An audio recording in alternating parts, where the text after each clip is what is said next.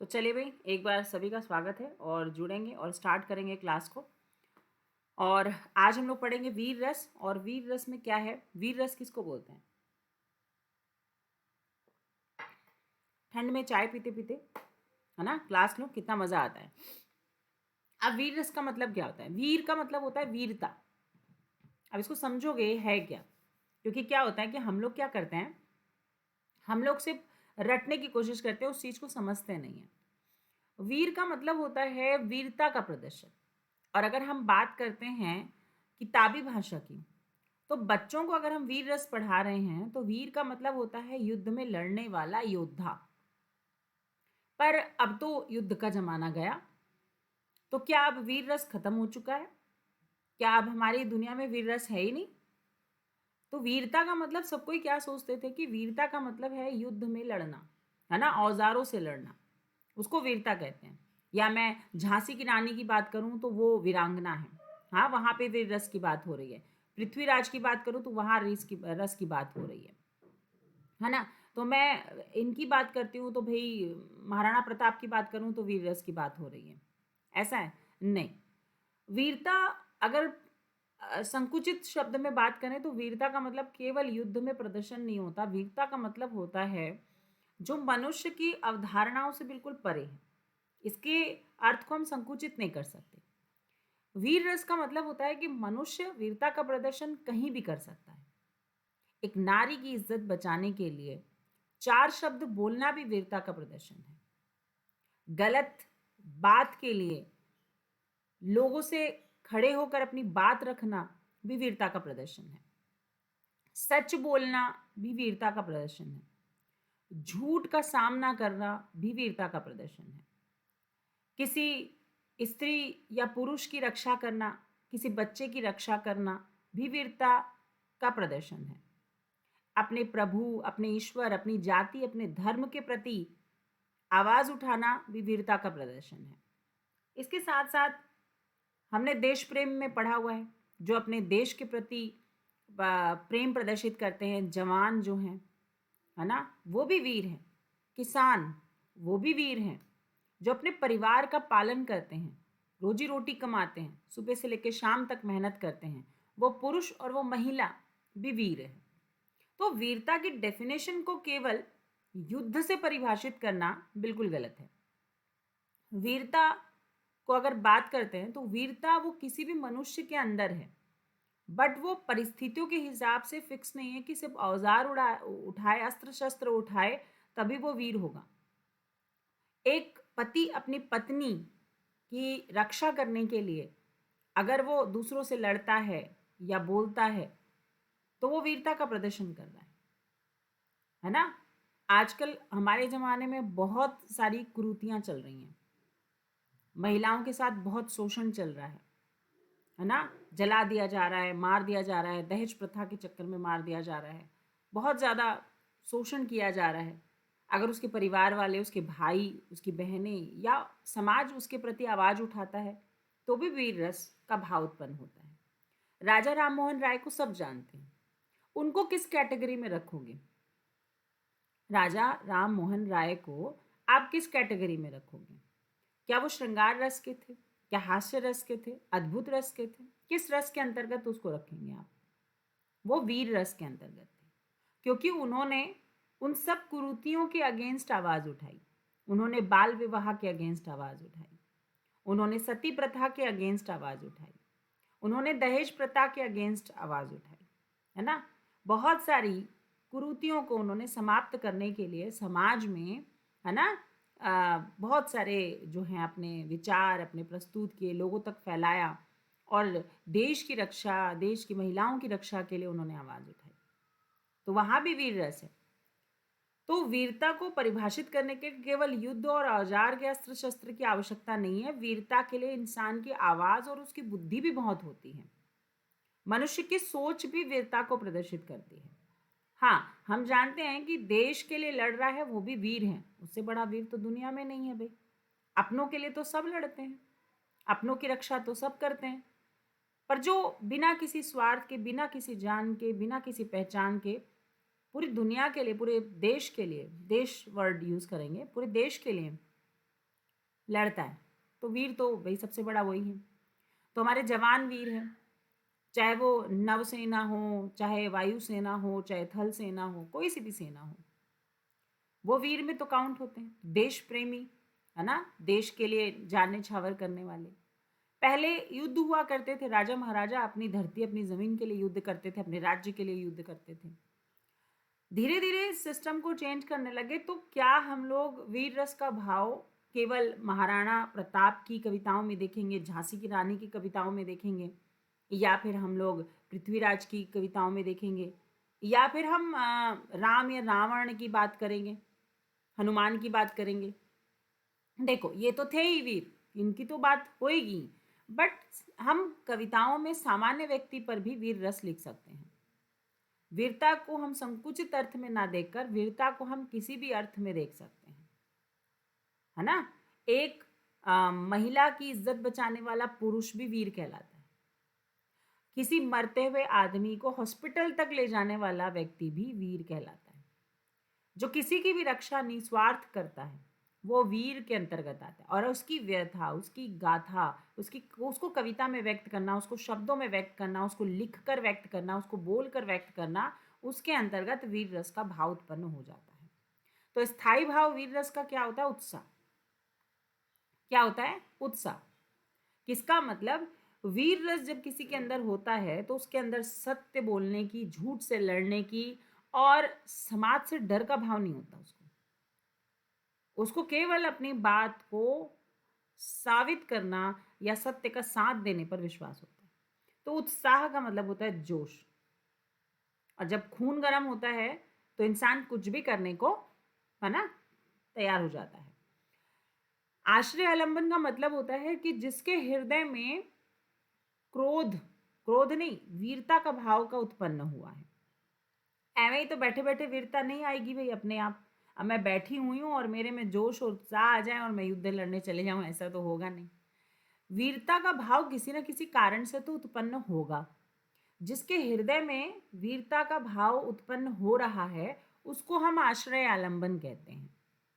जैसे मान लो किसी महिला के साथ कोई दुर्व्यवहार कर रहा है बस में जाते समय, और आप चुपचाप जा रहे हो और आप देख रहे हो कि वो महिला के साथ दुर्व्यवहार कर रहा है। उस सिचुएशन को देखकर आपके हृदय में क्या हुआ?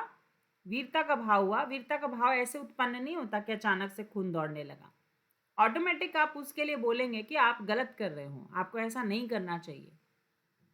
आप सबसे लड़ने के लिए तैयार है, उस व्यक्ति से लड़ने के लिए तैयार है। आपको ये नहीं दिखाई दे रहा उसके हाथ में गन है या चाकू है, वो मार भी सकता है, फिर भी आप उठोगे, उसकी रक्षा करोगे। इसको कहते हैं वीरता का भाव।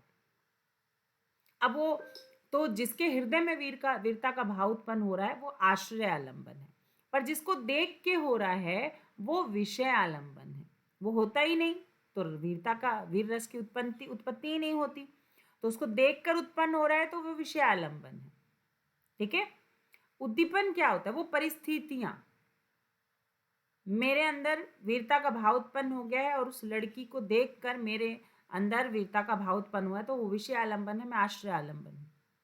पर उद्दीपन क्या है? उद्दीपन कि उस महिला को पकड़ना, उसका हाथ पकड़ना, या उसके किसी अंग को छूना, या उसके साथ बदतमीजी से बोलना, जो कि एक महिला के बिल्कुल खिलाफ है इज्जत के, वो उद्दीपन है।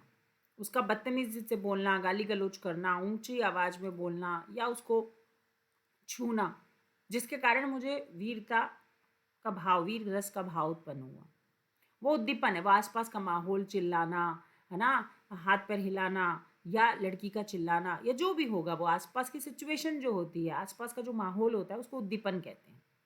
ठीक है। रणभीर का बजाना, जैसे अब युद्ध में जाएंगे तो क्या होगा? अब तो युद्ध तो नहीं होते हैं, बट पहले क्या होता था? रणभीर ही बजाते थे कि भी युद्ध प्रारंभ होने वाला, शत्रु का ललकारना हो जाता था, जय जयकार करते थे, हम अस्त्र शस्त्र लहराते थे, है ना। ये सारी चीज उद्दीपन है। अनुभाव माने दर्शाना। उद्दीपन तो समझ गए, आसपास का माहौल है। अनुभाव क्या होता है? दर्शाना, शारीरिक अवस्था से दर्शाना। अब मुझे जोश आ गया, मुझे उत्साह आ गया, तो मैं क्या करूंगा? चिल्लाऊंगा, हाथ पैर चलाऊंगा। वो क्या है? कि मैं दर्शा रहा हूं कि तुम बचो, ध्यान दो। तो मेरे अंदर अगर किसी रस की उत्पत्ति हुई है तो वो बाहर भी तो निकलेगी ना। अब वीरता है तो वो वीरता अंदर ही अंदर थोड़ी रहेगी कि मैं सोचती रहूंगी बस इसको छोड़ दे और निकल जाए, ऐसा तो होगा नहीं ना। मेरे अंदर अगर श्रृंगार है, हास्य है तो हंसूंगी, श्रृंगार है तो अलग तरीके का आएगा, किसी ना किसी से तो रस को बाहर निकालूंगी ना, शारीरिक अंग से, आंखों से, मुंह से, बोलकर किसी ना किसी से। उसको कहते हैं अनुभाव। तो आप जो चेष्टाएं कर रहे हैं उनको दिखाने के लिए, आप खड़े हो रहे हैं, चिल्ला रहे हैं, आपकी आंखें बाहर निकाल रहे हैं, तो ये क्या है, ये वीर रस आप दिखा रहे हो। दहाड़ मारना, हुकार भरना, है ना, हाथ पैर हिलाना, चिल्लाना, ये अनुभाव है। ठीक है। और इसके अंदर संचारी भाव कौन से हो सकते हैं, तो संचारी भाव हो सकते हैं इसमें, आप खुश हो सकते हो, आपके अंदर वीरता का भाव है, अपने देश के लिए आप मर मिटने को तैयार हो, गर्व हो रहा है आपको, उत्सुकता है, उग्रता है, आवेग है, जोश है, उत्साह है, तो ये सब इसके संचारी भाव है, छोटे छोटे भाव हैं इसके अंदर। ठीक है।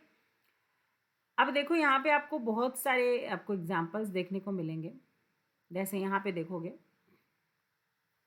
पापी अजामिल पार कियो, जे ही नाम लियो सुतहीन को नारायण, त्यो पदमा कर लात लगे पर, विप्रभु के पग चौगुने चाहे, को असदीन दयाल भयो, दशरथ के लाल से सूधे सुभायन, दौरे गए नंद उरी उबरी बेको, प्रभु बाहन छाड़ी उपाहने पायन।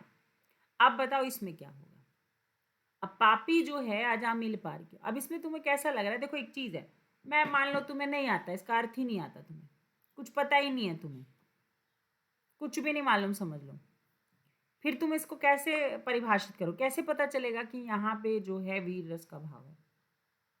जो संपत्ति शिव रावण ही, दीन दिए दास मात, जो संपदा विभीषण नहीं, संकुची दीनी रघुनाथ। बताओ, मुझे बच्चे कमेंट करके बताएंगे यहाँ पर कि भाई कैसे पता चलेगा मुझे।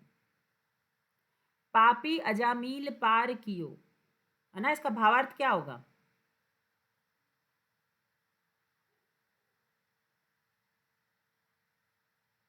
बताए भाई, पापी अजामिल पार कियो, इसकी व्याख्या क्या होगी, कमेंट करेंगे भी बच्चे।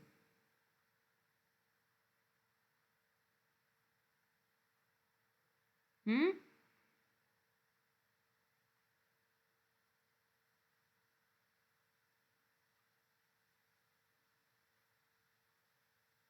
बिल्कुल, बहुत बढ़िया बच्चे, कोशिश करो तुम लोग थोड़ा भी मतलब ट्राई नहीं करोगे तो सीख नहीं पाओगे, पढ़ने की कोशिश करो।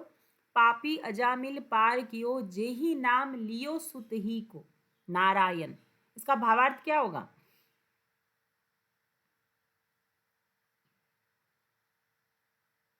हम्म। श्रीमद् भागवत में पढ़ा है तुमने।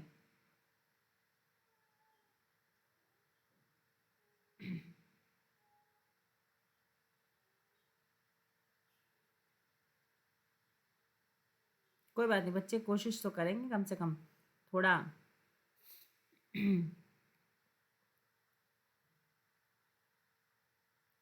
चलो भाई, एक एक बच्चे करके जरूर बताएंगे, कोशिश करेंगे। पार कियो।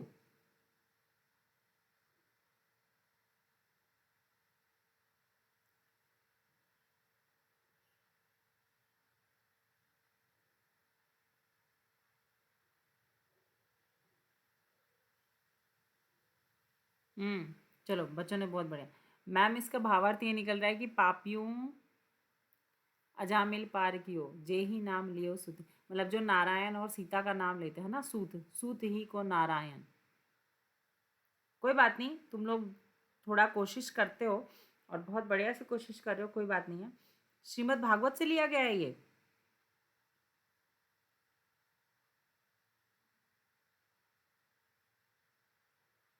हम्म। और जो संपत्ति शिव रावण ही दीन दिए दास मात, का भावार्थ क्या होगा। हम्म। जो संपत्ति रावण को शिवजी ने 10 सिरों की बलि चढ़ाने पर दी थी, है ना, वही संपदा श्री रघुनाथ जी ने विभीषण को बड़े संकोच के साथ दी।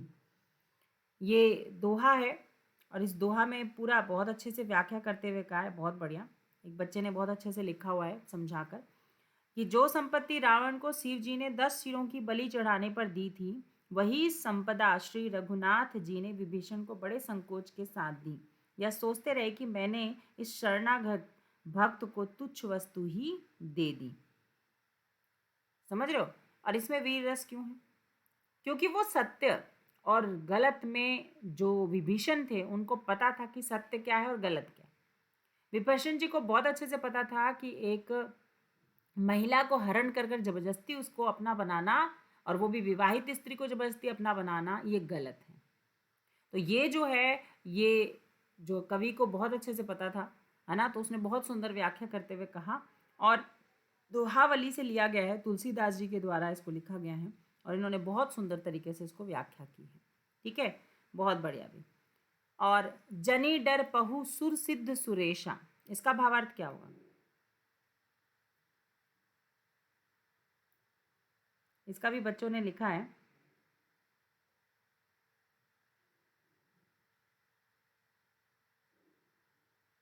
चलो ये बताएंगे। जानी डर पहु सुर सिद्ध सुरेशा, इसका भावार्थ क्या होगा?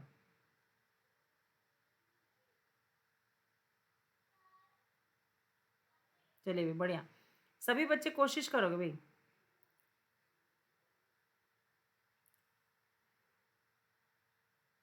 क्योंकि आप जब तक कोशिश नहीं करोगे तो सीखने को नहीं मिलेगा। हम्म।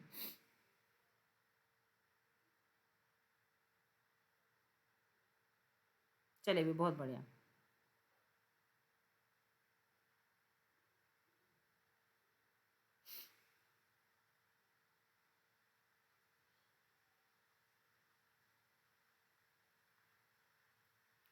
हाँ, डर पाहु सुर सुर सिद्ध सुरेशा।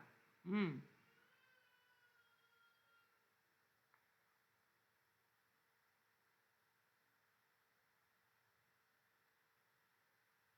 चलिए बहुत बढ़िया।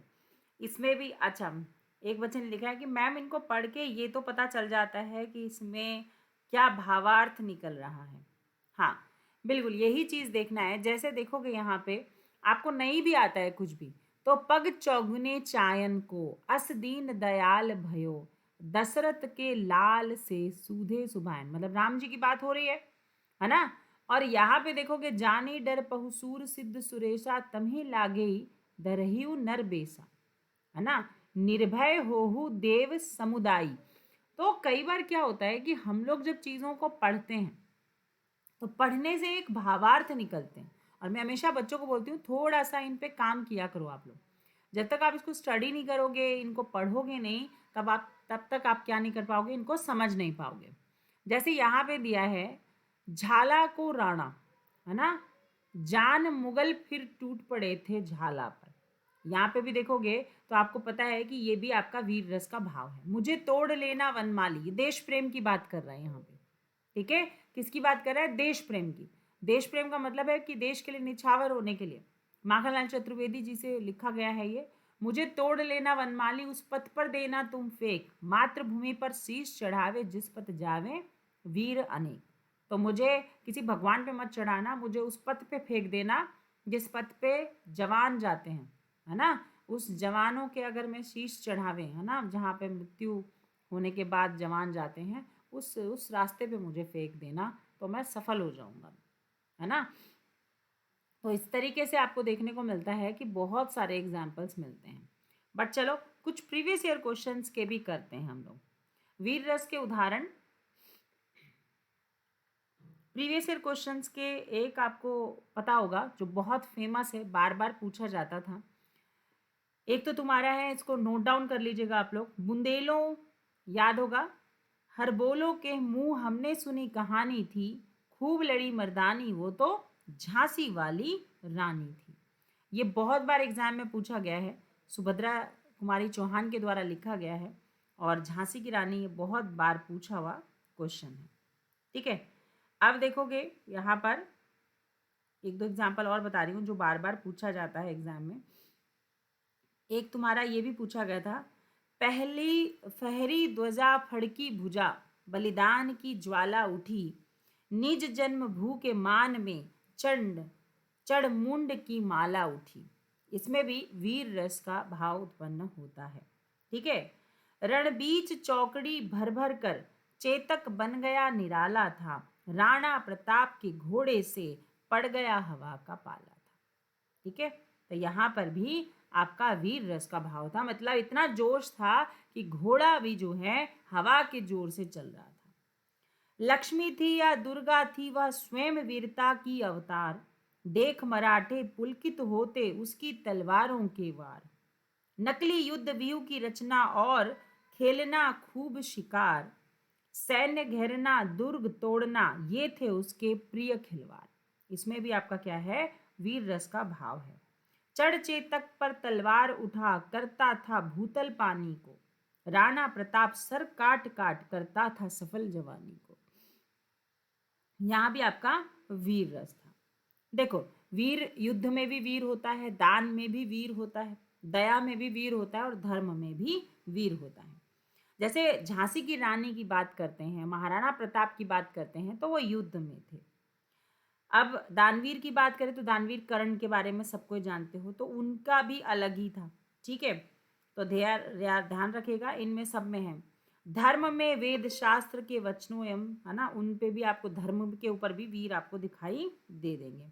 तो वीर की डेफिनेशन को फिक्स मत करिएगा, दान में भी वीर होता है, सत्यवादी में भी वीर होता है, युद्ध में भी वीर होता है, धर्म में भी वीर होता है।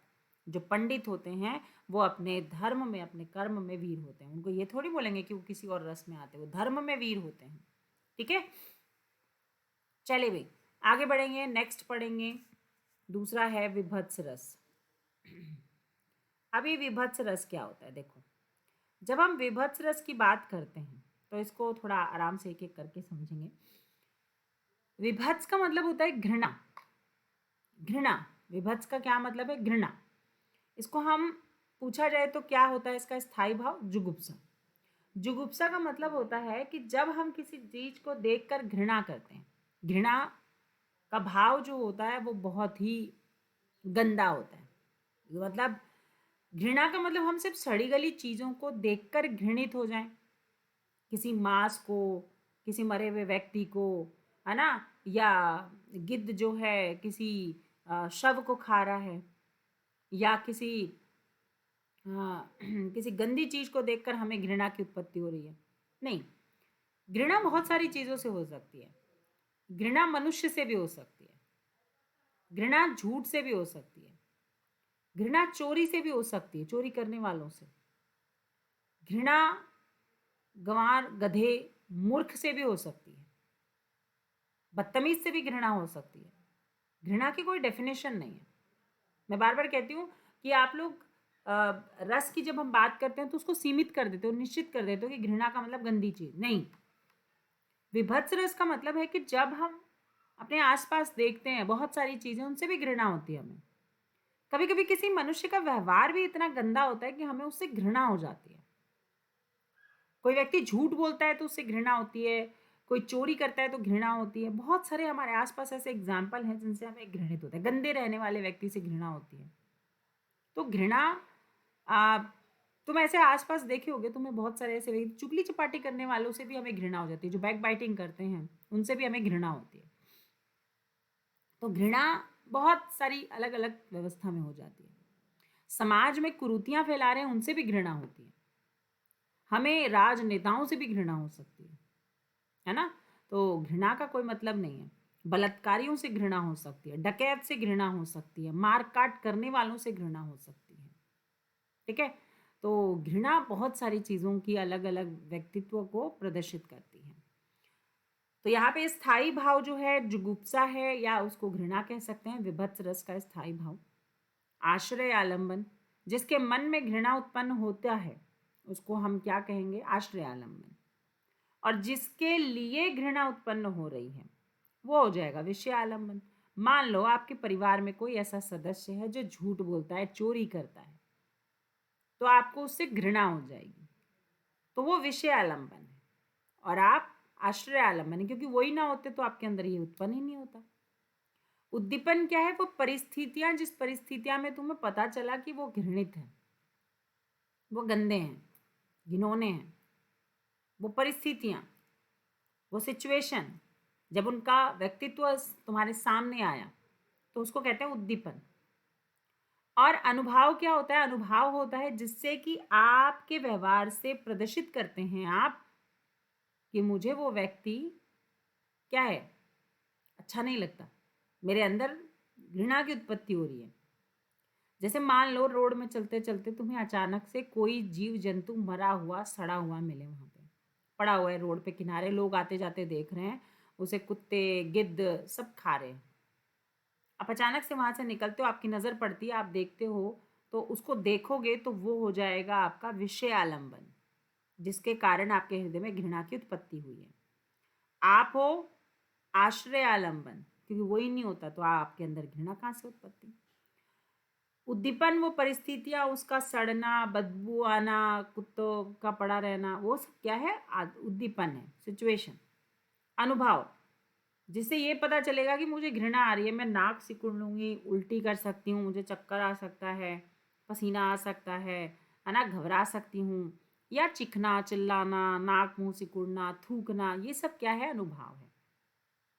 संचारी भाव इसके अंदर क्या होता है? गलानी, विषाद, जड़ता, ये सारे जो हैं इसके क्या होते हैं? आपके अनुभाव के साथ संचारी भाव होते हैं। ठीक है, अब इसके कुछ एग्जाम्पल देखते हैं जिससे आपको और अच्छे से पता चलेगा कि मैं बात किसकी कर रही हूं मैं।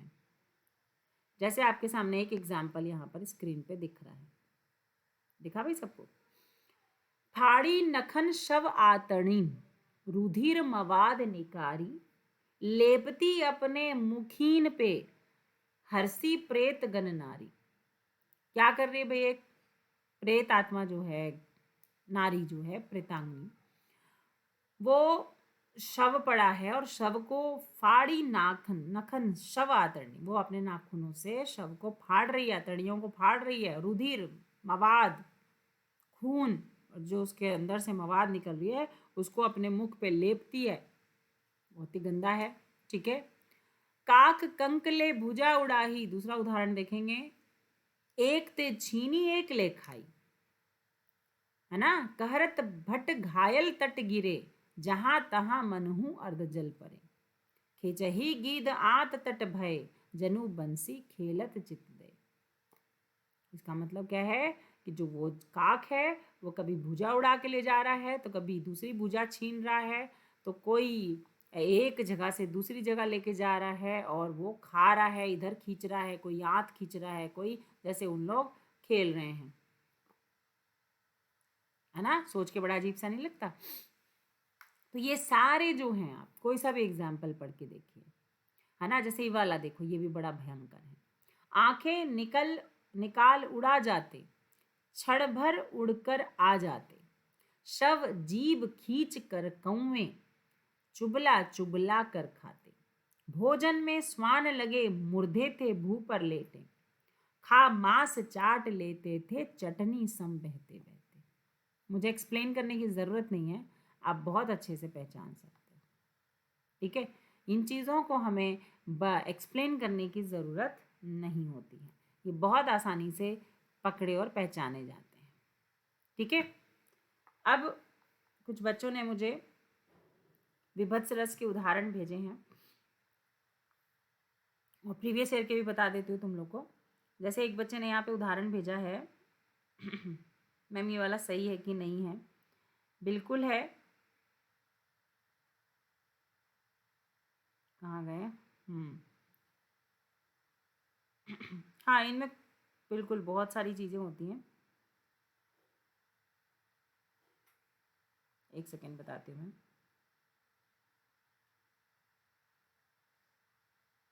इसमें बहुत सारे बच्चों ने भेजा हुआ है, चलो कोई बात नहीं। कुछ के सही हैं, कुछ के ऐसे ही हैं। देखो यहाँ पे लिखा है, जा दिन मन पंछी उड़ जेही, ता दिन तन के विष्ट कृमि के हुई खाक उड़े हैं। समझ रहे हो? इसका मतलब आपको बहुत जगह पर आपको कैसी चीज़ें मिलेंगी, बिल्कुल अजीब सी चीज़ें जिसका कोई लॉजिक नहीं होगा। बिल्कुल सही है ये।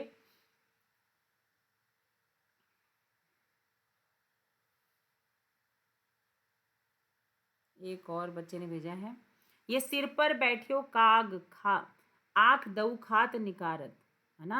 ये बहुत बार आया हुआ है, ये बार बार रिपीटेड है। कऊ आतरनी की पहरी, माल इतारत दिखावत, कऊ चलबी ले चोप सहित निज अंगनी लावत। ये उनकी बोली में है, बट हाँ बहुत बार ऐसे क्वेश्चंस आए जाते हैं। एक बच्चे ने क्या लिखा है मैम, विभत्स रस में क्रोध का भी भाव होता है क्या? नहीं बेटा, विभत्स रस में क्रोध का भाव नहीं होता है, बिल्कुल भी नहीं होता है। ठीक है, विभत्स रस में क्रोध का कोई लेना देना नहीं रहता है। हाँ, वस्तु घिनौनी देखी सुनी घिन उपजे जी माही, छीन बाढ़े विभत्स रस चित चित्त की रुचि मिट जाही। निकल गली से तब हथियारा आया उसने नाम पुकारा, है ना। अरे भाई एक सेकेंड बेटा, तुम लोगों को निकालती हूँ और फिर मेरे हाथ से क्लिक हो जाता है तो फिर वो मिस हो जाता है। सॉरी सॉरी सॉरी, ये रहा मेरा आपका। मैं सबका लिखवा रही हूँ। निकल गली से तब हथियारा आया उसने नाम पुकारा, हाथों तौल कर चाकू मारा, छूटा लोहू का फवारा, कह नहीं था उसने आखिर हत्या होगी। देखो ऐसे ऐसे वर्ड्स भी आ सकते हैं, ठीक है, ध्यान रखिएगा। गीद चील सब मंडप छावी, काम कलोल करही ओगावी, ऐसी चीजें भी आपको ध्यान रखना है। भोजन में स्वान लगे मुर्दे थे भू पर लेटे, तो मैं करवा चुकी हूँ, इसको मैं दोबारा नहीं करवा रही। तो ऐसा कई बार आपको क्वेश्चंस मिले आए हुए हैं पेपर में, तो इनको थोड़ा सा ध्यान रखिएगा, ठीक है। हाँ, विभत्स रस के बहुत सारे एग्जाम्पल्स होते हैं। जलियांवाला बाग में भी आप विभत्स रस की भाव देख सकते हैं, ठीक है। तो आप जलियांवाला बाग में अगर पढ़ेंगे तो वहाँ विभत्स रस आपको दिख जाएगा। जी जी बिल्कुल बिल्कुल, ठीक है। चलो भाई कोई बात नहीं, मैं सबके कमेंट देखती हूँ, किसी भी बच्चे के कमेंट ऐसा नहीं है कि इग्नोर कर रही हूँ। चलिए भाई, रौद्र रस की बात करते हैं। रौद्र रस क्या होता है, चलिए थोड़ा सा इसको पढ़ते हैं। जब रौद्र रस की बात करते हैं तो रौद्र के अंदर आपको ध्यान रखना है कि इसका स्थायी भाव होता है क्रोध, और क्रोध का मतलब होता है, देखो घृणा तो बहुत जगह आपको दिखाई देती है, घृणा ऐसा नहीं है कि घृणा नहीं दिखाई देती। घृणा मनुष्य को हृदय में कभी भी कहीं भी आ सकती है, किसी भी सिचुएशन और परिस्थिति में आ सकती है, ठीक है। तो घृणा जो है उसको आप कविताओं में भी पढ़ सकते हैं, आप कहानी में भी पढ़ सकते हैं, है ना। तो मनुष्य की एक सोच है घृणा, जो हम शारीरिक अवस्था या बोलकर प्रदर्शित कर सकते हैं। आगे देखेंगे। घृणा तो ऐसे देखोगे तुम लोग बहुत जगह आपको देखोगे, आप रामायण देखो, आपको कई जगह पे घृणा की उत्पत्ति होगी। आप महाभारत देखो, भगवत गीता देखो, आपको पता चल जाएगा कि आपको कैसे घृणा की उत्पत्ति होती है, किसी किसी के व्यवहार से घृणा की उत्पत्ति होती है ना। चलिए भी रौद्र रस की बात करते हैं। रौद्र रस का स्थायी भाव होता है क्रोध। इसका मतलब मनुष्य के हृदय में क्रोध की उत्पत्ति होती है। कैसे होती है क्रोध की उत्पत्ति? रौद्र, रौद्र वैसे देखा जाएगा तो हम शिव जी को बहुत अच्छे से, रौद्र रूप सुना होगा तुमने, शिव जी का क्या कहते हैं हम? रौद्र रूप। क्यों कहते हैं रौद्र रूप? रौद्र का मतलब होता है क्रोध, गुस्सा, है ना। तीसरी आंख जब खुल गई थी, याद होगा, सती जी जब अग्नि में प्रज्वलित हो गई थी, अग्नि में समा गई थी, तब भी क्या हुआ था? शिव जी को क्रोध आया था, है ना। अब क्रोध में पूरे संसार को भस्म करने की ताकत थी शिव जी को, परंतु उन्होंने अपने क्रोध को एक गर्भवती महिला के कोख में डालकर, है ना, दुर्वासा ऋषि के नाम से एक ऋषि जन्मा, जो कि उनके क्रोध का परिणाम था। तो ऐसे कई बार आपको देखने को मिलते हैं जब आप पढ़ते हैं तो हिस्ट्री। फिलहाल हम बात करते हैं रौद्र रस की। स्थायी भाव की यदि बात करें तो इसका स्थायी भाव होता है क्रोध, और जिसके हृदय में क्रोध की उत्पत्ति होती है वो आश्रय आलंबन है।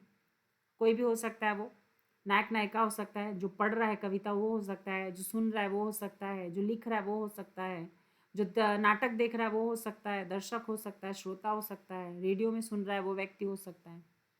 विषय आलंबन जिसके कारण हो रहा है, जिसके कारण, है ना, हमारे हृदय में रौद्र की रस की उत्पत्ति हो रही है। तो रौद्र रस में अगर हम बात करें तो चलो कुछ एग्जाम्पल देखते हैं। ऐसे तो हम किताबी भाषा तो बहुत पढ़ते हैं। एक बार की बात है जब हम बात करते हैं किसकी, नारद मुनि जी की बात करते हैं। मैं थोड़ा शॉर्ट में चलूंगी, पूरा डिटेल में नहीं बताऊंगी। नारद मुनि जी को एक राजकुमारी को देखकर विवाह की इच्छा जागती है, और नारद जी कहते हैं कि मुझे विवाह करना है।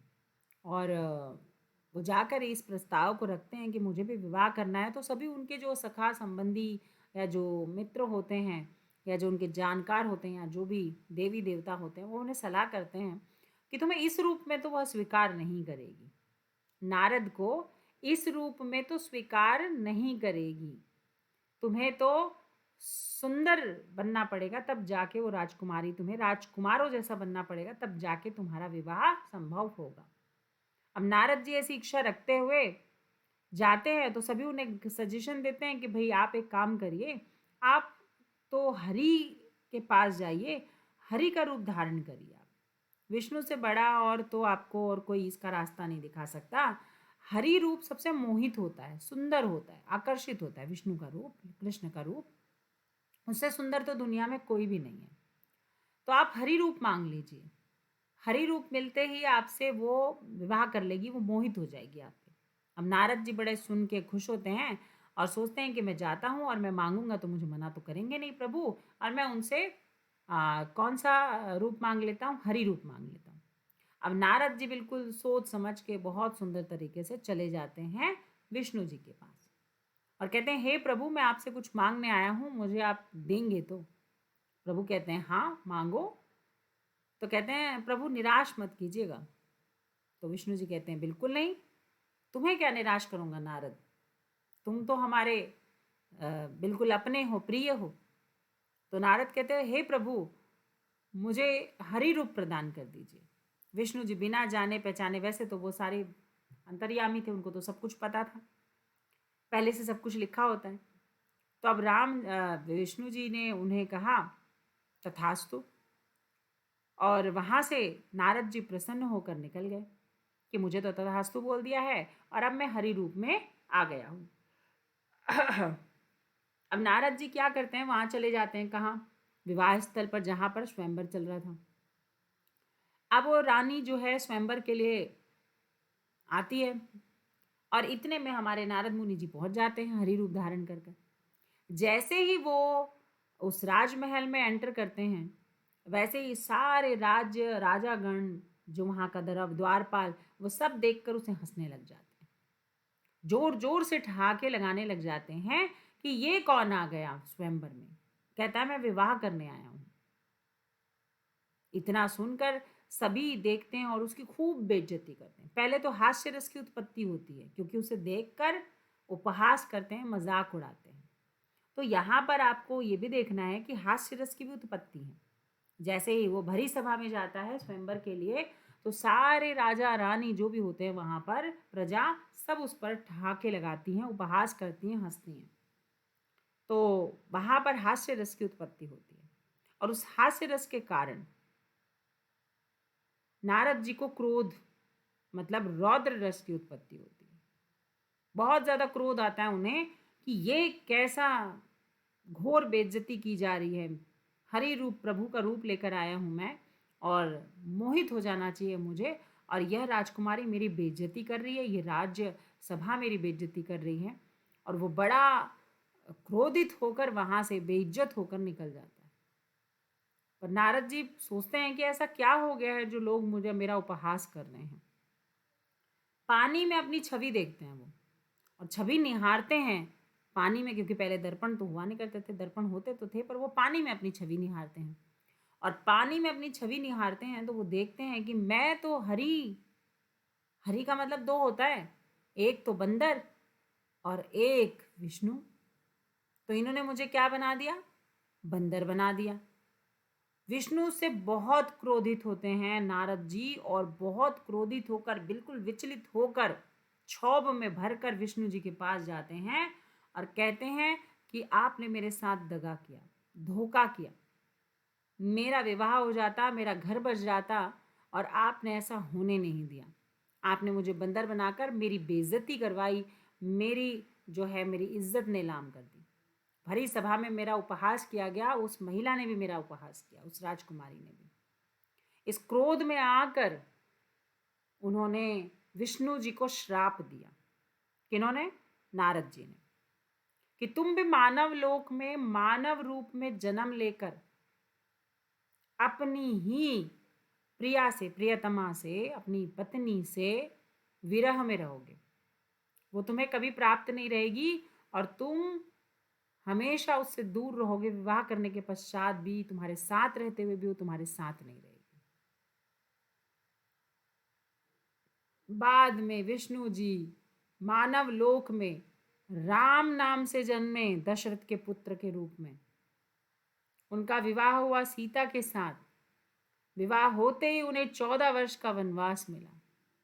वनवास से वापस, वनवास में ही रावण उसे उठा कर ले गया। जब रावण से उसे प्राप्त कर कर वापस लाए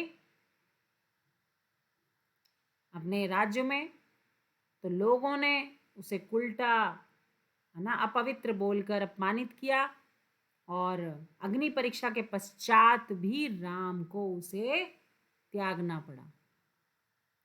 तो ये जो राम रूपी जीवन में, उसके जीवन में जो भी हुआ, अपनी पत्नी से विरह जो उन्होंने काटी, या सीता जो अपने पति से विरह काटी, वो नारद जी के श्राप का फल था।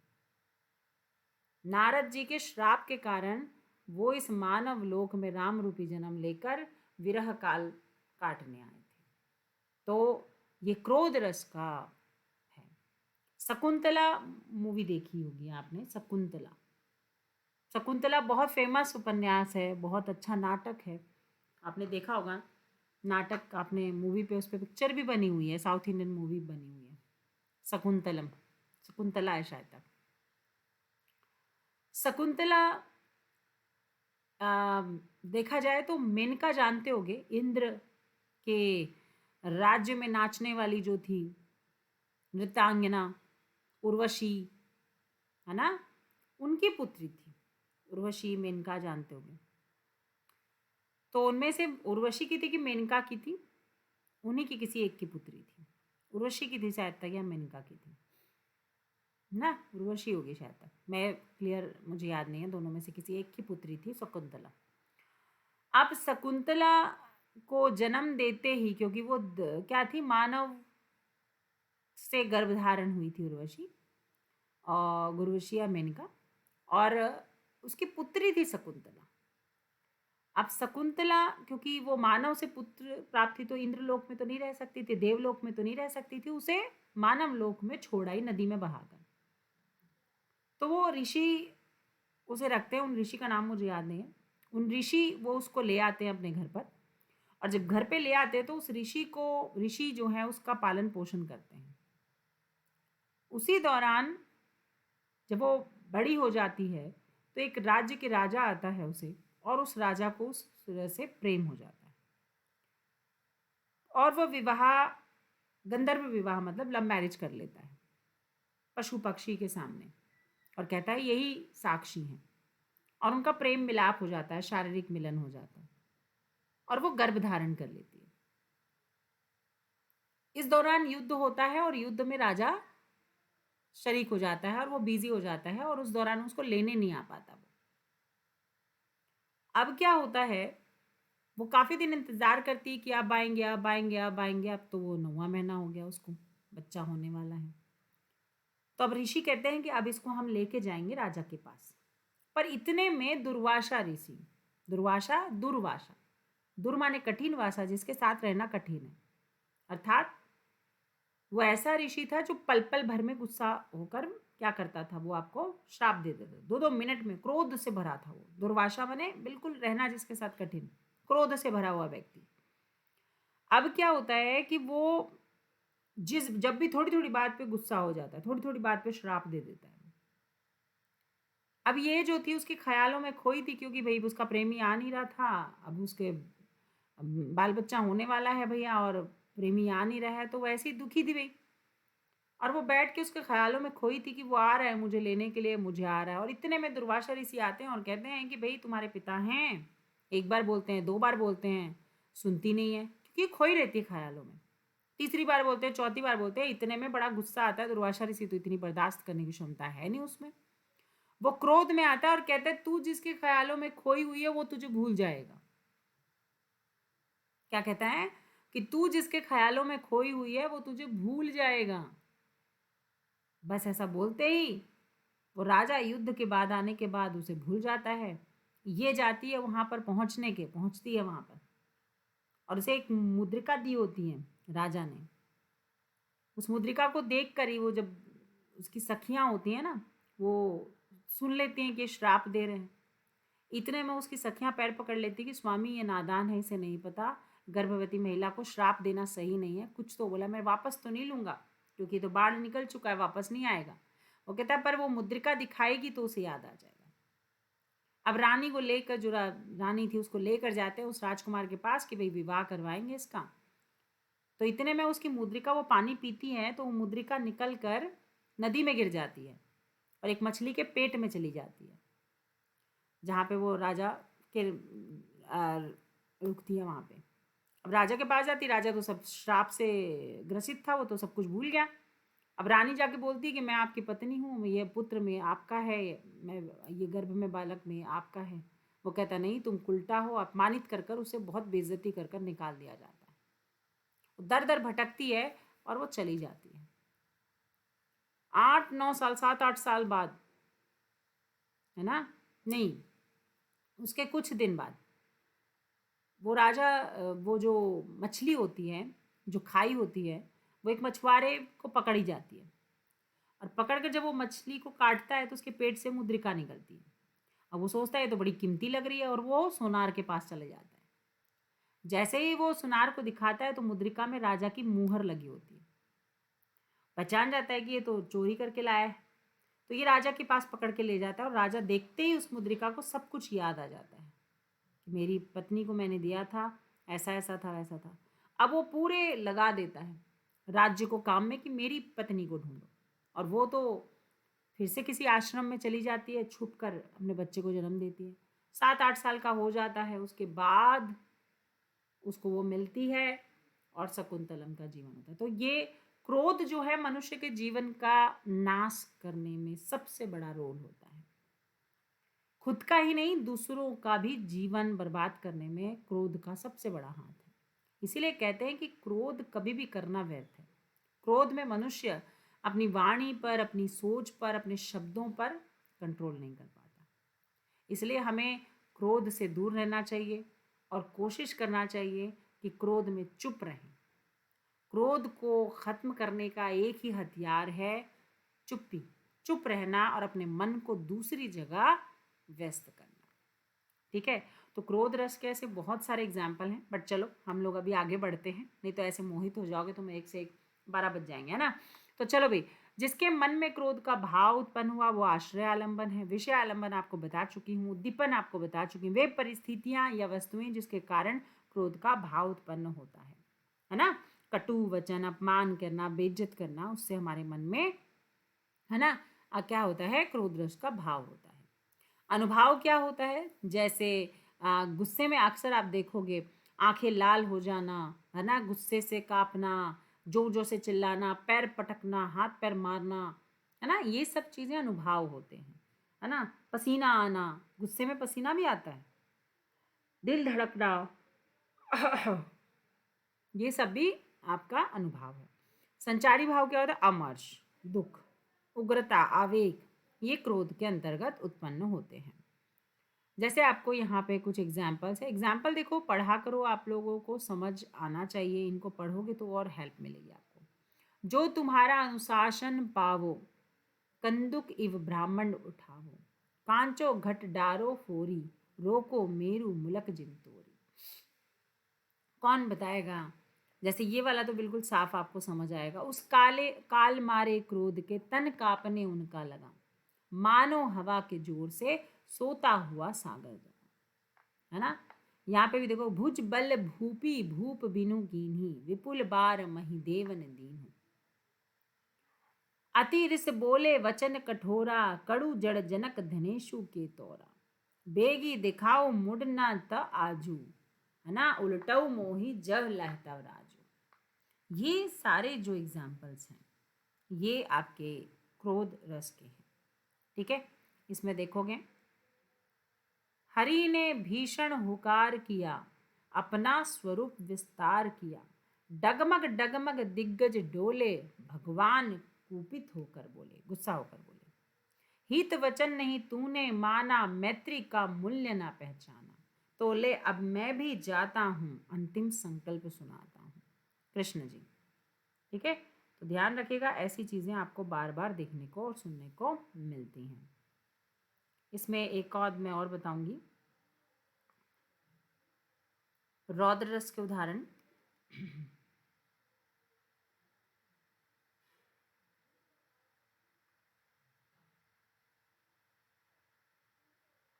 एक मिनट रुकोगे।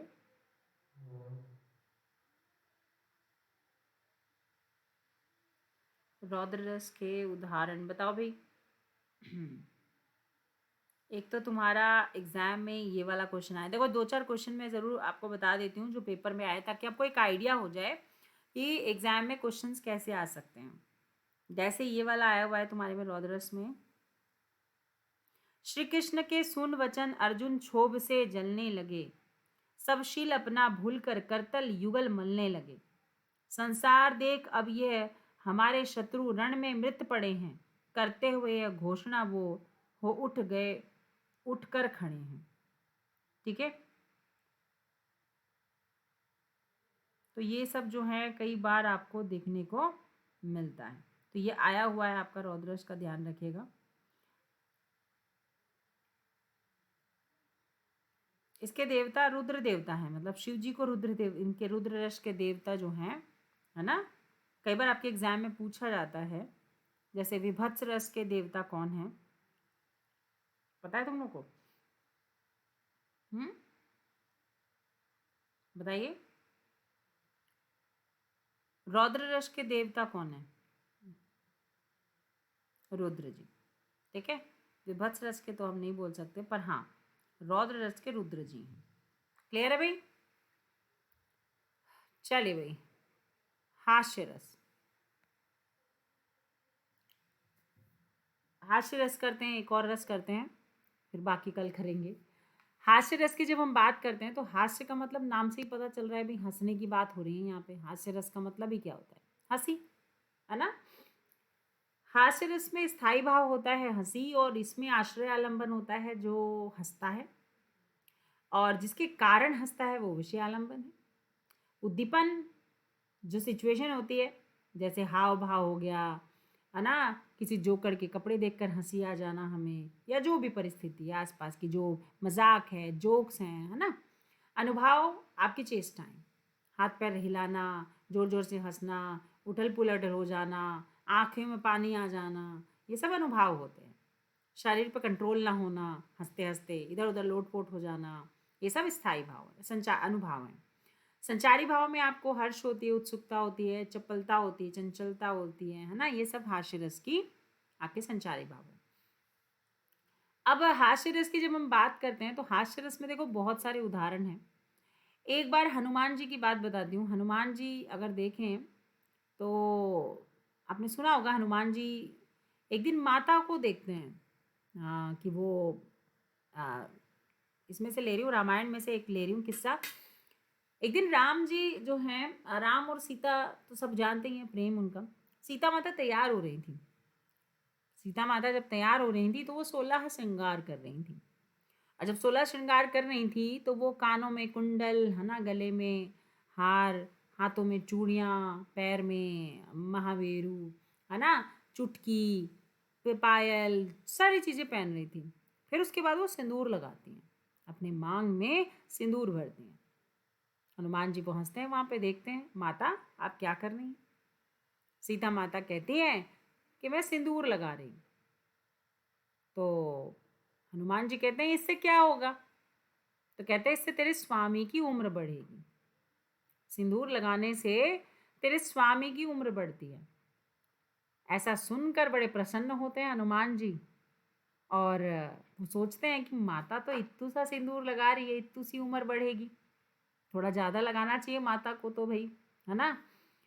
तो वो क्या करता है, कहता है मुझे तो अपने स्वामी की उम्र बढ़ाना है, क्योंकि हनुमान से बड़ा भक्त तो राम का कोई था ही नहीं। अब वो जाता है अपने शरीर पर, पूरे अंगों पर सिंदूर का लेप कर लेता है। इसीलिए हनुमान जी के मंदिरों में सिंदूर का लेप उनके शरीर पर होता है। तुमने देखा होगा ना कि भैया कोई भी भगवान सिंदूर का लेप नहीं करता। ना कोई भी भगवान, किसी भी भगवान में आप नहीं देखोगे कि वो सिंदूर लगाते हैं। पर हनुमान जी पूरे शरीर में, आप कहीं भी किसी भी मूर्ति में आप जाके देख लीजिएगा, आपको सिंदूर लगाए हुए देखने मिलेगा। तो अब हनुमान जी जाते हैं भैया, पूरे शरीर में सिंदूर लगाकर भरी सभा में पहुंच जाते हैं। अब राम और सीता देखते हैं, वो आश्चर्यचकित हो जाते हैं।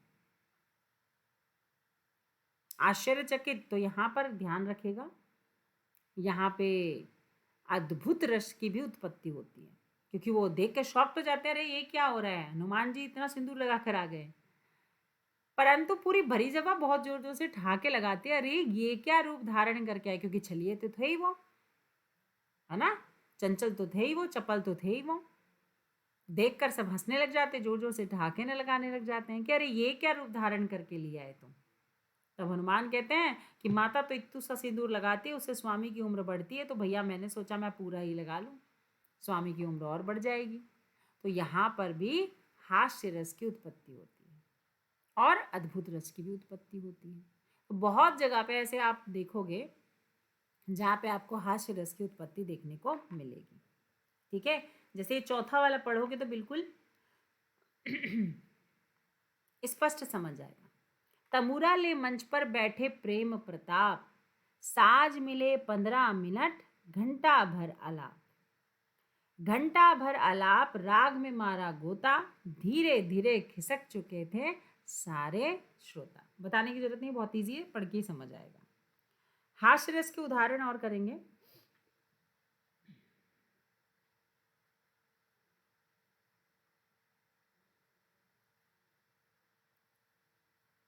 एक देखो, हे भगवान, बारिश हो रही है आज, बूंदों की आवाज तुम लोग को भी आ रही होगी। देखो, नाना वाहन नाना वेशा, विसे शिव समाज निज देखा, कौमुखहीन विपुल मुख काहू, बिन पद कर कोई बहुपद पाहू। ठीक है, शिव जी का हंसना, इसमें जो है शिव जी के हंसने की मतलब शिव जी के विचित्र वेशभूषा को देखकर क्या कर रहे हैं, वो हंस रहे हैं। ठीक है, चलो भाई। बिंध्य के बाशी उदासी, तप्रो वत्र धारी, महाबीनु नारी दुखारे, गौतमई तई तरी तुलसी, सो कथा सुनी दे मुनि वृंद मुखारे। है ना, ऐसे बहुत सारे एग्जाम्पल हैं।